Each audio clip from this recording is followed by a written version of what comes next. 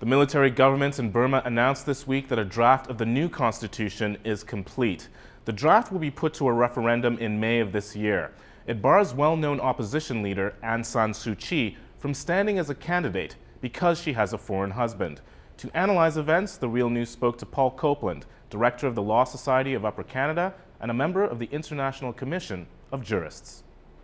Paul, there will be a referendum in May on the proposed constitution by the military junta in Burma. In 2010, a possible election. Do you think this has credibility? No, it has no credibility whatsoever. The Constitution started being debated in Burma in 1993, I think in January of 1993. They've been going through this charade for years and years and years. They've now announced that the Constitution was finally drafted.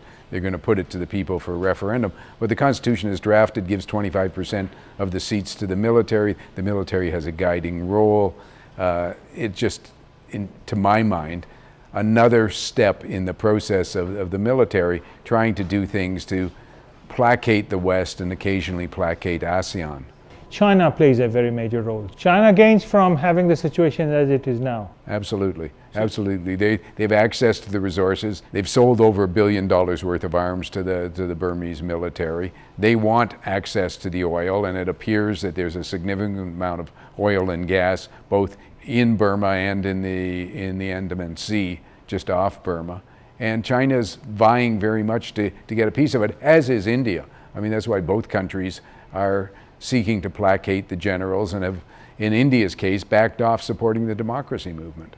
You see history of almost 30 years where promises are made and not kept, and the situation has not improved, and yet the international community remains as they are. Is it that they really don't care? I think there are a number of countries actually that do care, but it is very hard, particularly with China and India supporting Burma, and a number of the ASEAN countries investing in Burma. It's very hard for the Japan, the European Union, and the Americans and Australians, I suppose Canadians, to actually affect anything that's going on in the country. The Western pressure is more to make China uncomfortable.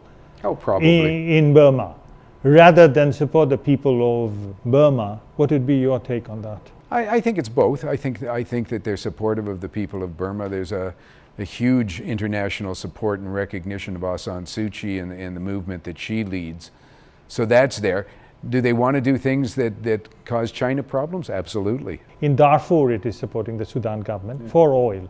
In Burma, it is supporting the Burmese government, the Eritrean government for oil, to a great extent. When they started supporting, there was very little oil going on. There was very little happening. There was a little bit in the building of the pipeline by Total and Unocal. China was supporting the military then. They were selling them, as I say, over $1 billion worth of arms. The talk in Burma is that Mandalay is a Chinese city, so that the Chinese influence there is huge. There are a lot of natural resources that I think would interest, well, all of the countries in ASEAN, and whatever else they're extracting from the country. I mean, the country's rich in teak, it's rich in gemstones, it's rich now in oil. It used to be a major rice producer. In this election, is there an opportunity for the Burmese voter to participate? Well, the referendum is a joke, and the announcements from the UN are that it is a joke, that it's in contravention of what the UN was seeking there. They're talking about sending Gambari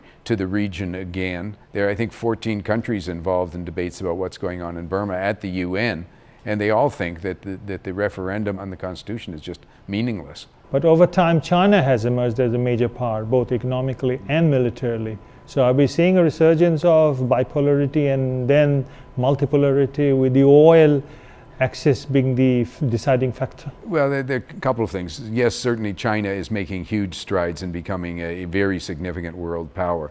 Two, the Bush-Cheney regime has destroyed the credibility of the United States on almost every issue that exists. I mean, to have the Bush regime coming to the Security Council saying we want the Security Council to take steps around Burma, in many ways is a negative towards support of the democracy movement. Right now, with what the Americans have done in Iraq, what they've done in torturing people, what they've done in Guantanamo, all of it, I think, internationally has made the Americans almost a pariah.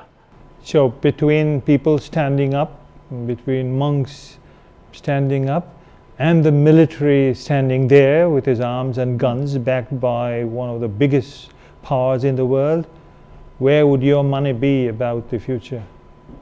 In the short term, with the military. I think that they will maintain in control. But Tan Shui's not particularly healthy. It'll be interesting to see what happens when he goes. Now, the military's been very seamless in continuing in control, and when one person dies off or gets sick, they move in somebody else. There's been some significant disagreements in the military. Kin Nyunt, who was head of military intelligence, he's now under house arrest, so that the struggle goes on. We do not see a moment, except when the people of Burma are in revolt, where there can be positively optimistic. But we are not seeing a revolt. We are not seeing a situation where the people can stand up and say, yeah, this is our country, give it back. I think they did that in '88. I think they did that this summer, starting with the '88 generation students, who are some of the bravest people around. They all spent 15 years in jail. They come out and they peacefully again saying, we want our country back, we want freedom, we want democracy. So there are people in Burma who are extremely courageous. Almost a significant number of them are in jail right now. But there have been moments in the country when the people have stood up and said, this can't go on, and the military successfully crushed them.